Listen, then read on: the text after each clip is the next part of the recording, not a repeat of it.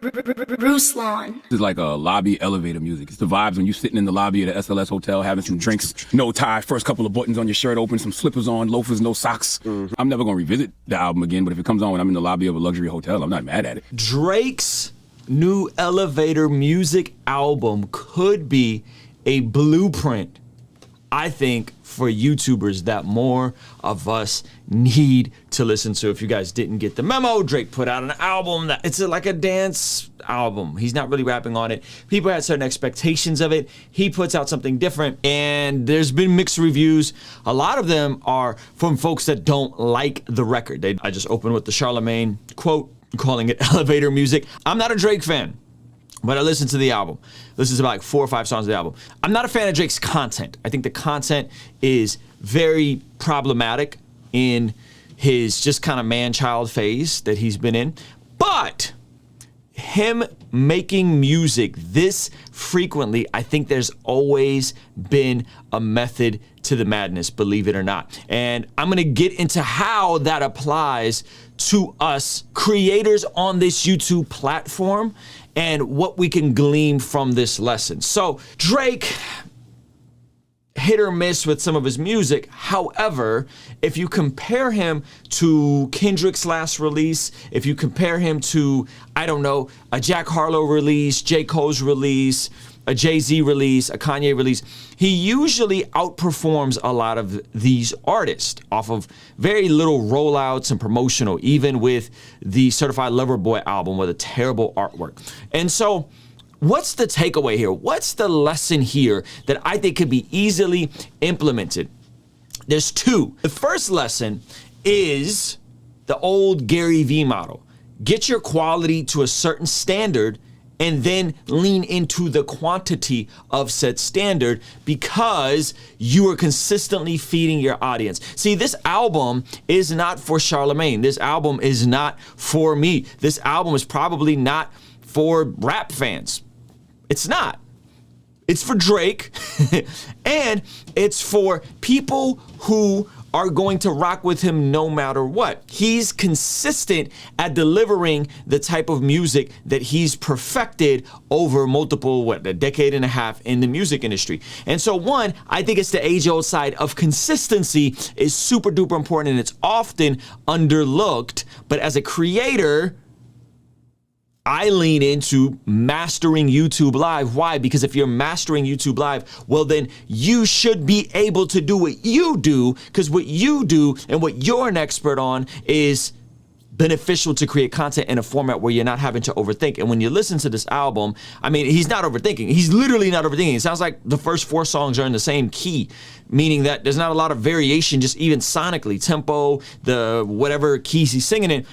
He is doing what he wants to do, and it's consistent, it's cohesive, and it's on this project. Now, the second part, and this is the part where I think people are also missing it, and we can lean into as creators. The second part, there is a specific change in sound from album to album, especially this record. That there's a specific shift that happens when this record comes out, when other records comes out, that yes, there's rapping Drake, but this record is different. This is singing Drake. Now, why is that important? Well, because there's 2 things. One, it keeps his core base, not me, not Charlemagne, but it keeps his core base that care. It keeps them on their toes. It's unexpected. It's disruptive. It's not what people think it is. So there is a degree of when you're creating something, everything can't always be predictable and it can't always be copy and paste and it can't always be the thing that people are expecting. That it's good to completely throw a monkey wrench in the equation and do something totally unexpected, because that is something that will keep you relevant and keep yourself going. And so specifically for me,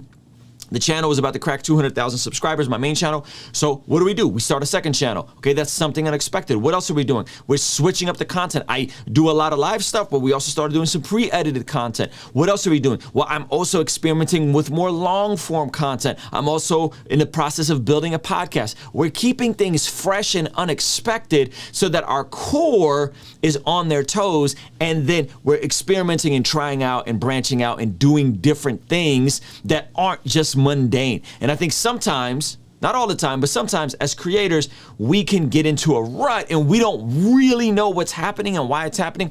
We're just stuck with, man, this is not good. I don't know why the needle is not moving. See, the thing about the 10,000 hour rules, right? If you guys have heard of this, Mastery, Outlier, those sorts of books, they talk about the 10,000 hour rule. The 10,000 hour rule goes, do something for 10,000 hours, you'll become an expert at it. The caveat with that is you have to be deliberate. Okay, if you sit down in front of a piano for 10,000 hours and just start hitting random keys, that's not going to do anything for your development. If you sit down with a teacher, with a workbook, with something, you're deliberate and intentional, it's going to move the needle for you, and you will get better every time you go to bat. And I think YouTube can be the same way. If you're deliberate, if you're intentional, if you're consistent, but you're looking back at your analytics and the metric, you will over time get better in the process. And so I think Drake, what he's doing here, even though I'm not a big fan of the album, I think is genius because he's laying out a system that works for him. He's creating the music that he wants to create.